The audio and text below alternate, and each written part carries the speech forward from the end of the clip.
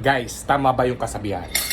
Kapag may nasa mood kang magluto, napapayami mo ng maayos yung niluluto mong ulam. Kaya ito ang niluto ko for today. Wow!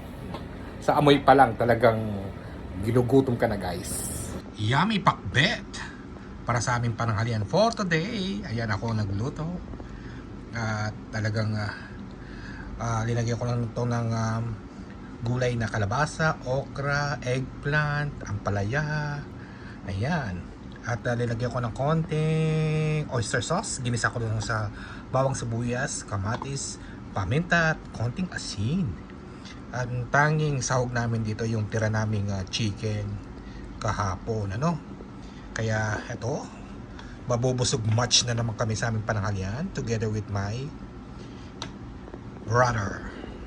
Halina po kayo, guys, saluhan po ninyo kami sa yummy na pinakbet na niluto ko para sa aking pananghalian for today. Saluhan po ninyo kami kumain itong aming pananghalian for today. Thank you for watching. Ingat po kayo parati at enjoy lang. Bye!